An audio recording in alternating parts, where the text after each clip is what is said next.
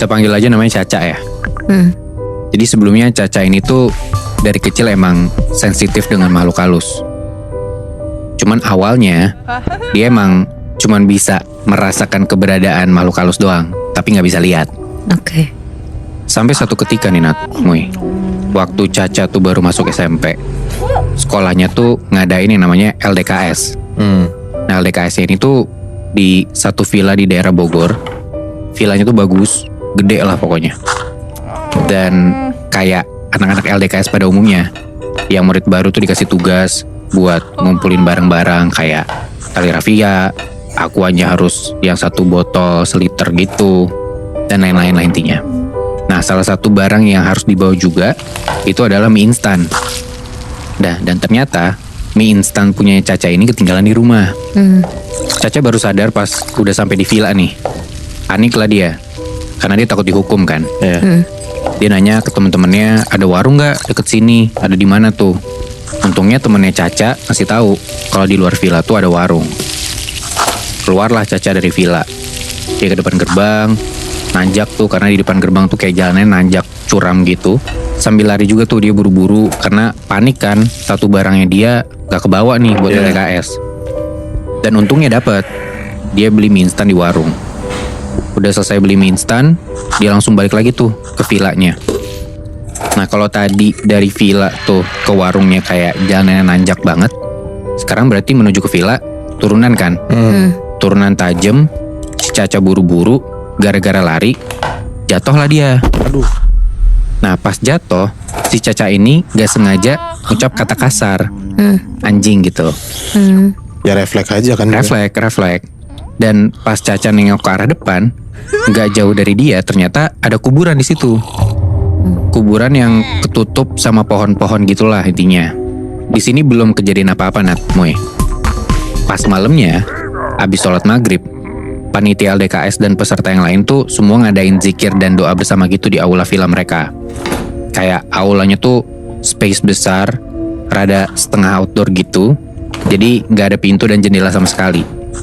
Nah dari aula itu, dari tempat Caca dan teman-teman sholat, gak sengaja Caca tuh ngeliat ke arah pohon besar di dekat aula itu. Di sana tuh Caca ngeliat ada cewek lagi main ayunan. Padahal harusnya semua anak ya sholat kan di situ. Tapi dia liatnya ada satu cewek dari jauh lagi main ayunan. Si cewek ini tuh rambutnya panjang, menjuntai sampai ke tanah. Bajunya tuh putih, agak-agak kotor kecoklatan gitu. Dari deskripsi lo udah tahu ya, itu kuntilanak. Iya. Malam-malam dia ngeliat kayak gitu. Nah cuman entah kenapa si Caca ini tuh gak bisa gerak sama sekali, gak bisa teriak sama sekali. Mungkin gara-gara shock banget kali ya dia ngeliat kayak gitu pertama kalinya. Karena kan tadi gue bilang dia gak bisa ngeliat, cuma bisa ngerasain doang kan. Dia ngeliat kayak gitu, si Kunti ini tuh lagi main ayunan. Jadi lu bayangin nih ada sosok cewek lagi main ayunan. Terus Caca tuh ngeliat dengan keadaan mematung nih. Dia ngeliat Kuntinya tuh di ayunan pertama itu masih bentukan yang sama. Pas ayunan kedua, tiba-tiba kedua kakinya hilang. Anjing. Terus di ayunan ketiga, ayunannya doang, sosoknya hilang gitu aja. Ngeri banget sih. Malam-malam lagi kan dia ngeliat kayak gitu. Dan pas makhluk ini udah hilang, barulah saat itu Caca bisa teriak. Dia teriak kenceng tuh, sampai semua orang yang ada di aula ngedenger Caca. Dan langsung ngeliatin tuh, maksudnya Caca langsung diliatin gitu sama si orang-orang ini. Temennya Caca yang ada di samping dia panik, terus keheranan juga kayak, kenapa Ca? Tapi Caca tuh gak bisa ngomong apa-apa, dia cuma bisa nangis doang. Akhirnya Caca dibawalah ke tempat yang rada sepi dan jauh dari teman-temannya buat ditenangin gitu. Sampai azan Isya, Caca udah mulai tenangan tuh. Dia balik lagi lah ke aula villa buat sholat Isya dan ikut ngelanjutin kegiatan LDKS dia sama teman-teman. Sholat Isya selesai, dilanjut lagi dengan kayak kegiatan muhasabah gitu. Nah villa tuh kayak dibikin gelap gitu Nat, Moy. Jadi cuman ada lilin di sekitar aula buat nerangin tempatnya ini. Gue juga gak ngerti entah kenapa dibikin gelap. Mungkin ya akal-akalan kakak osisnya kali ya buat bikin muhasabah kayak gitu. Nah di situ tiba-tiba seluruh punggung Caca tuh kayak sakit banget, kayak rasanya ditusuk-tusuk gitu loh. kayak ada jarum yang mau nusuk-nusuk punggungnya Caca, tapi tebel banget. Dan ditusuk-tusuknya tuh kayak belum nyampe ke dalam, jadi lu kayak berusaha ditusuk tapi nggak bisa. Cuman kerasa di kulit lu. Itu ganggu banget kan sebenarnya. Nah Caca ngerasain kayak gitu tuh. Cuman Caca di situ tetap berusaha buat nahan aja karena ya ini lagi muhasabah, gue kuat-kuat aja deh. Tapi saking sakitnya di situ Caca cuma bisa nangis. Nah, gara-gara nangis, teman sebelahnya Caca tuh dengar. Ya teman gue di sebelah nangis nih kenapa gitu kan. Dia kira si Caca ini nangis gara-gara dengar muhasabahnya. Ya. Padahal enggak, karena lagi nahan sakit kan sebenarnya. Terus Caca bilang ke temennya yang sebelah ini, namanya Bila. Sakit banget Bil, katanya gitu. Terus si Bila yang temennya ini bingung, sakit kenapa Ca? Akhirnya Bila manggil lah salah satu kakak OSIS yang ngejaga deket mereka. Pas kakak OSISnya nyamperin Caca, tiba-tiba orang yang di belakang Caca, kayak temen sangkatannya dia, itu tiba-tiba aja kesurupan. Bukan Caca ya, temen di belakang dia. Terus temen yang kesurupan ini yang di belakang Caca bilang, aku mau anak ini. Ini tuh Caca. Iya, sambil nunjuk-nunjuk Caca. Oh. Terus kayak si temen yang kesurupan ini narik-narik Caca gitu. Langsung chaos tuh di situ tuh, serem banget. Dan kakak-kakak OSISnya kayak ya coba misahin mereka berdua kan.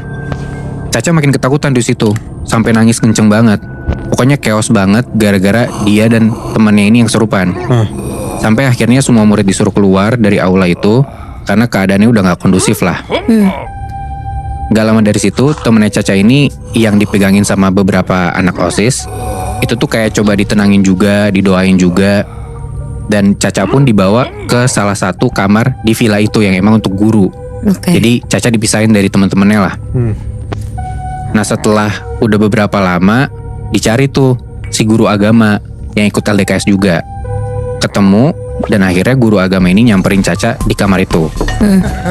Terus pas nyampe di kamar itu, gurunya tiba-tiba bilang, si guru agamanya nih ya, dia bilang gini, kamu tuh kalau di tempat baru jangan ngucap sembarangan. Kata gitu. Terus Caca kayak nge-recall gitulah maksudnya guru ini apa. Pas dia udah paham nih, oh emang tadi gue sempet ngomong kata kasar kan pas jatuh. Ya udah tuh dia akhirnya minta maaf lah sama si gurunya ini. Nah terus kata guru agamanya, udah nggak apa-apa, nggak usah nangis, dijadiin pelajaran aja. Udah Caca ngangguk-ngangguk, udah ada tenangan tuh di sana. Terus si guru agama itu bilang lagi, kamu tahu nggak, kamu itu ada yang jagain. Kata gitu. Nah Caca nggak paham dong, ya maksudnya apa gitu kan. Dia nggak ngerti apa-apa. Dia jawab enggak. Terus guru agamanya bilang, kalau di dalam diri Caca ini, entah di dalam atau di sekelilingnya dia, gue juga nggak paham. Tapi si guru agama ini bilang kalau Caca tuh ada sosok penjaganya, yaitu uyutnya dia. Uyut tuh kayak bokap neneknya dia lah intinya gitu. Dan si uyutnya ini udah ngejagain Caca dari Caca tuh masih di dalam kandungan. Nah kata Caca, kebetulan memang pas nyokapnya Caca ini lagi mengandung Caca, itu tuh nyokapnya kayak didatengin sama kakeknya ini, yang mana itu buyutnya Caca kan. Terus si nyokapnya ini disamperin, uyutnya tuh kayak pakai sorban dan wangi bersih lah. Nah udah tuh, setelah udah ada kejadian kayak gitu di malam LDKS itu, setelahnya di hari setelah itu, seminggu kemudian, selama seminggu setelah itu tuh si Caca bisa ngelihat sosok-sosok aneh. Dari yang tadinya nggak bisa ngeliat sama sekali ya, seminggu setelahnya bisa ngeliat sosok kayak gitu. Berarti karena dia habis pulang dari LDKS itu. Gara-gara kejadian kejadian itu ya, akhirnya dia bisa ngelihat sosok-sosok aneh. Tapi mungkin emang dari kecil dia kayaknya emang udah mau bisa ngelihat kali ya Bi. Soalnya kan udah mulai ngerasain gitu kan dari kecil. Sensitif. Kalau menurut gue kayaknya kebuka gitu ya mata batinnya ya. Tapi untungnya dia ada yang jagain si uyutnya kan. Itu dia. Kalau nggak dia kena abad pas itu. Bener.